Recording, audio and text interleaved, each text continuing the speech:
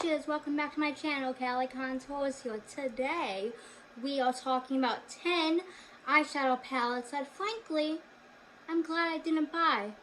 So let's get to it. So up first is the Natasha Denona Glam eyeshadow palette. And the reason why I'm glad I didn't buy this is frankly because it's a neutral palette and I just don't wear neutrals. I don't. I'm all about colorful eyeshadow. And I have about 4 neutral palettes, and my favorite one at the moment is also by Natasha Denona. It is the Ayana palette. And I've probably used this 2-3 times. I think I got it in a BoxyCharm. But for $65, I just would not use this enough to warrant that big price tag. So frankly, I'm glad I didn't buy it. It would just go to waste, and it's also really hard to get a hold of. I'm looking at Sephora right now though, and apparently you can add it to the basket, so I guess you can get a hold of it now, but when it first released, it was like you could not get it. So I tried, but in the end, I'm glad I was not able to obtain it. Up next is by Urban Decay, and it is the Naked Heat eyeshadow palette. And I bought the petite version of this and probably used it once, maybe twice, and decluttered it. And this came out back when my hair was just like my natural color, which is this red, and I loved wearing red and orange eyeshadow because it looked so good with my natural red hair. But I just don't think I would have gotten much use out of this because, I had the petite version and I barely used that.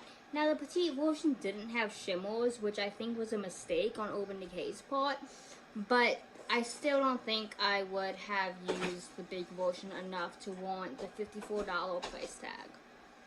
So, also by Urban Decay, I was really interested in the Wild West eyeshadow palette when it first came out. That light teal, green teal, is just calling to me still.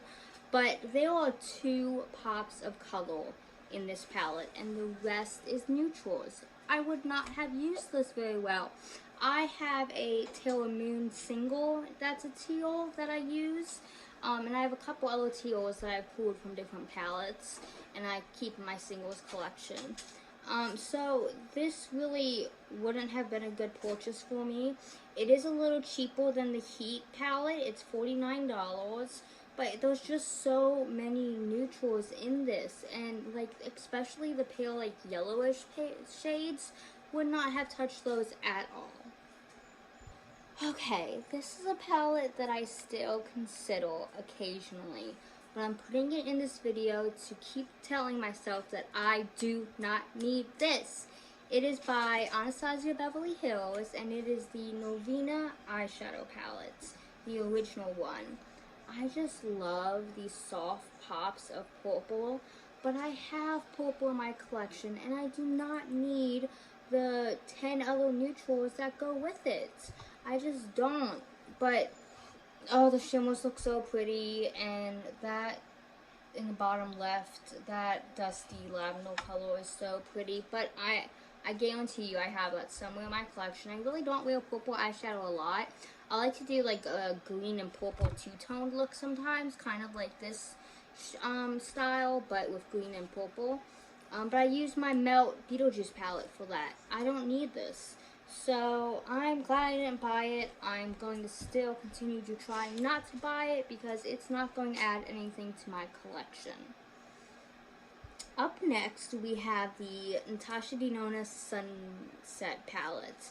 And this is similar to the Naked Heat palette with the oranges and reds and the yellows. But it has 3 pops of color, and the rest is neutrals. Can you tell the, not chain of events, but the trend in this video is that I don't like neutrals and I don't wear them, but I'm still drawn to palettes with neutrals in them. But for this palette costs $129, and there is no freaking way that I would be able to get my money's worth out of this. No way. Not happening. Next is by Melt Cosmetics, and it is the Mary Jane eyeshadow palettes. I fell in love with this when I first saw it. The gunmetal shimmer just draws me to it, but I watched Teresa is Dead's review of it, and she gave it a really bad review. It is not a good palette, apparently. And you know what I have that can dupe this palette perfectly? Smoke Show by ColourPop. Like, this is that gunmetal that I like, okay? So I have it. So why was I drawn to this palette? I don't know. But I'm glad I watched Teresa's Dead's review of it, and I'm glad that I was able to find a dupe, because I don't need this palette, and $58? No way, Soul. So, similar, this is the Lime Crime Venus Immortalis eyeshadow palette, and I just love this, like, gothic vibe that this has. It's super cute, but I have one palette by Lime Crime that I got in a boxy charm, and it is the Venus 3 palette. And I just don't think it performs that great. I mean, it's pretty and all, but it's very one-dimensional. That's what I would say. And that's what the Immortalis palette is. It's one-dimensional. You can only create really like one kind of look with it.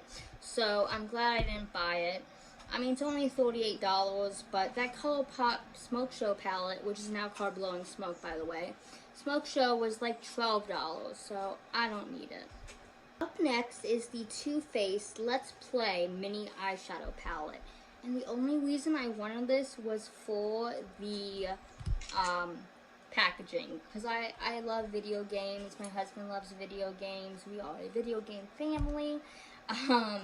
And I just thought this was so cute. This would be adorable in my collection. I still think it would be, but I would never use these shades. Never.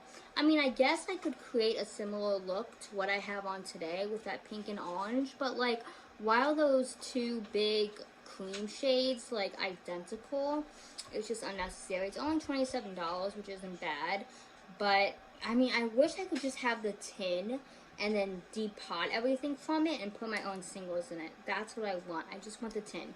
If anybody has this palette and doesn't want it, you can send it to me and I will put it to good use. But it's not worth the money. Like, just for the tin, it's not worth $27.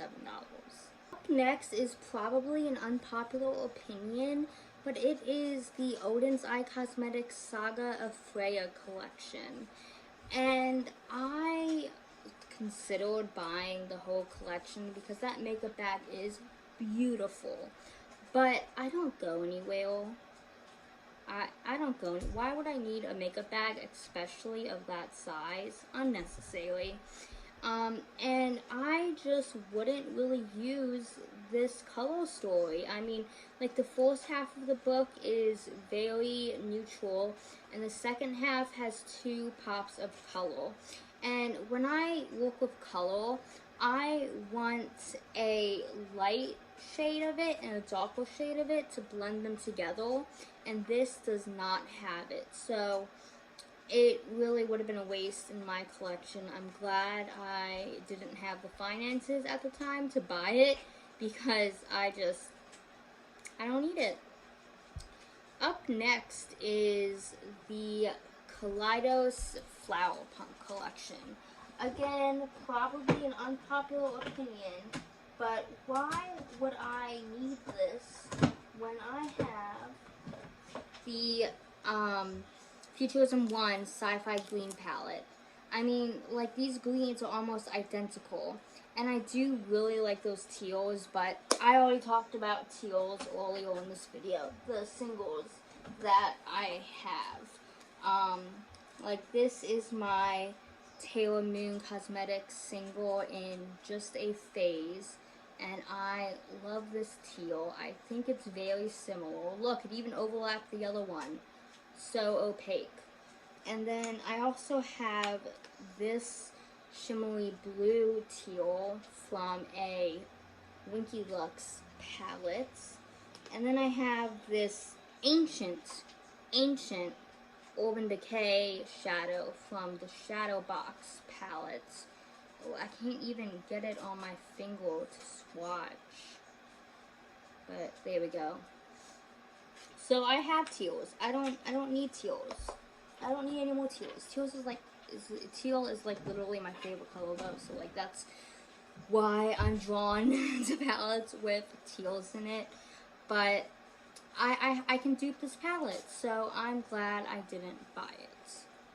So I sat down to edit this video, and apparently I didn't finish the video. I don't know if the files got corrupted or what, but anyway, so the last palette that I'm glad I didn't buy is the Tiny Marbles palette from Sydney Grace.